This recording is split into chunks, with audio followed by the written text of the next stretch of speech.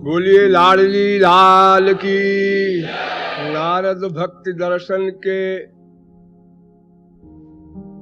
छठे सूत्र की व्याख्या हो रही है। यज्ञात्वा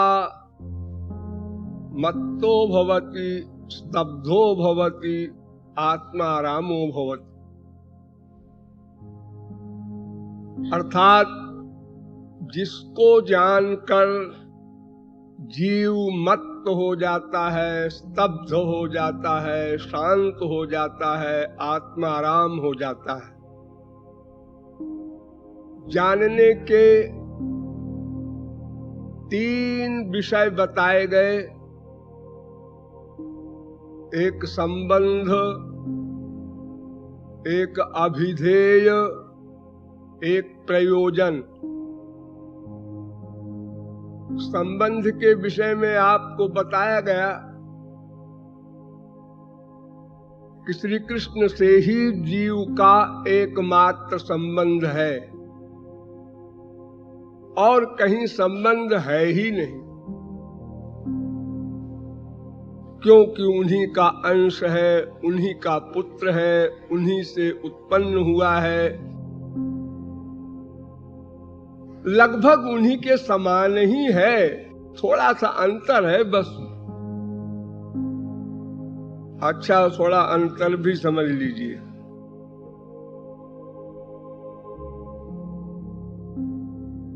विष्णु शक्ति परा प्रोक्ता क्षेत्रज्ञाख्या तथा परा अविद्या कर्म संज्ञान्या तृतीया शक्ति रुच्यते।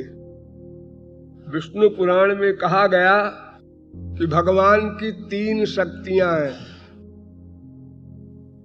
एक का नाम पराशक्ति, एक का नाम जीव शक्ति, एक का नाम माया शक्ति।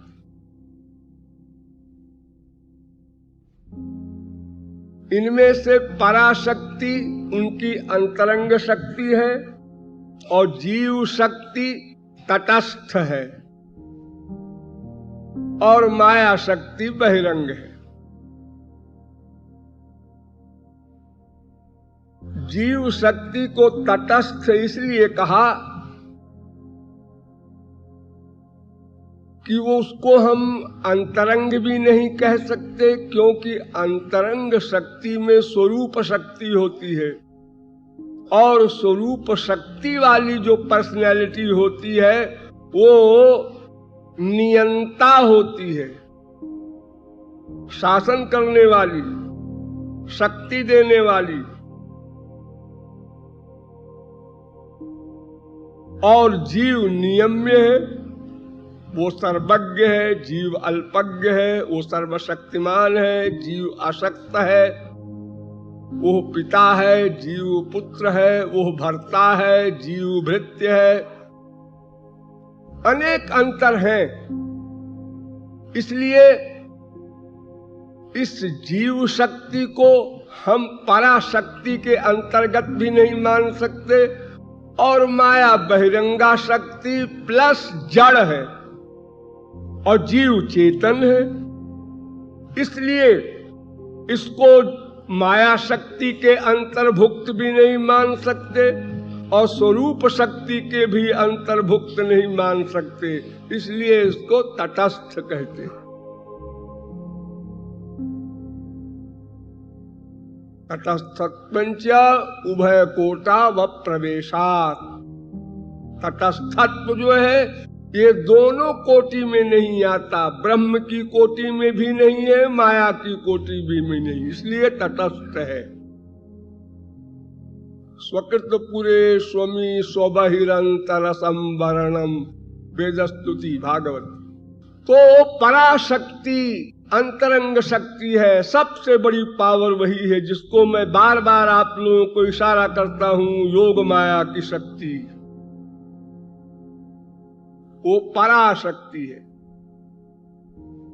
और जीव शक्ति तो आप लोग जानते ही हैं, आप ही लोग हैं। और आपके ऊपर जो हावी है वो माया शक्ति है। यानी आपके पास तीनों हैं, कहीं बाहर जाने की जरूरत नहीं। या आत्मनि तिष्ठति, वो भगवान आपके भीतर बैठा है इसलिए पराशक्ति का अध्यक्ष भी है, और जीव शक्ति आप स्वयं है ही, और माया हावी है इसलिए माया भी आपके अंदर है।